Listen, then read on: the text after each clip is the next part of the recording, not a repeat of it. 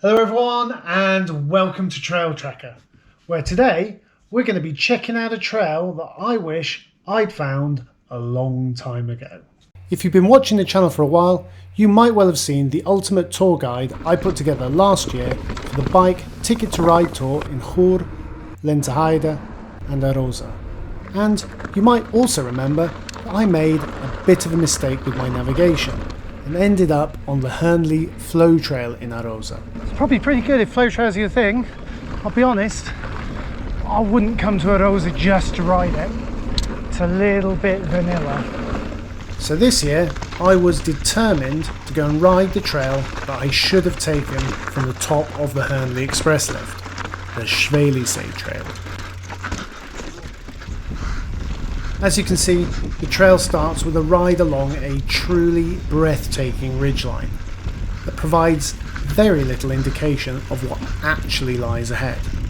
However, as we came down off the ridge, we got the first glimpse of the type of terrain we could expect from the rest of the trail. There are a number of different line options on the way down this trail, but for the most part it seems that you can take your pick and pretty much ride it as you see it.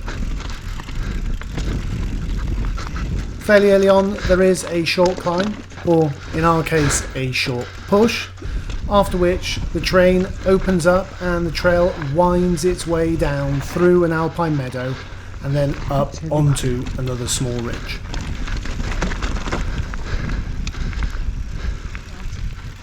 As a general rule of thumb, the further we travelled down the trail, the rockier things got. This was then followed by a set of switchbacks that gave me the perfect opportunity to practice my endo turns.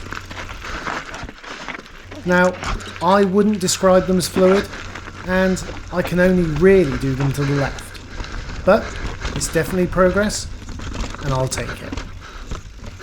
After the switchbacks, things started to get a little chunkier again, and we weaved our way through the numerous rocks that littered the sides of the trail, being very careful not to catch a pedal or, even worse, a derailleur.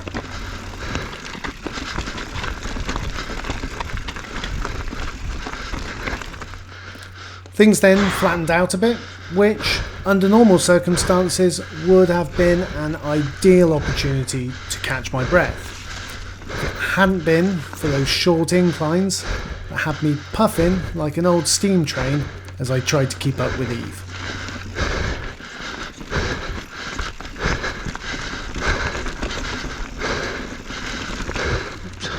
Because the weather was so beautiful, we actually met quite a few walkers on this day.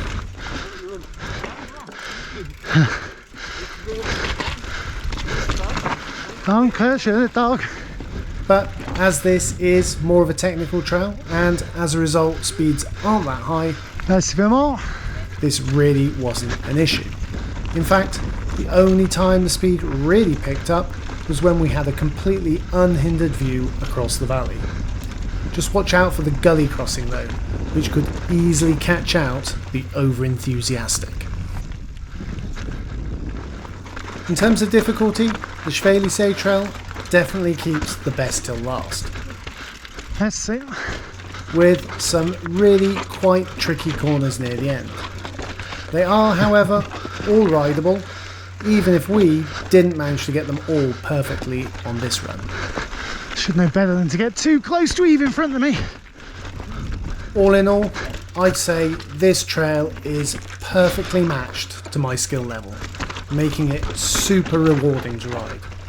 There was nothing that really had me scratching my head, but at the same time, there were some challenging moves for sure. So, if you think your riding level is similar or better than mine, and you like a good natural tech trail, then this one comes highly recommended. After that, it's just a case of heading down the last gentle bit of single track towards the lake that gives this trail its name, and then on down to Inner Arosa, where, if you like, you can take the Schwellisee Express and do it all over again. As always, thanks for coming along, stay safe, and I'll see you next time.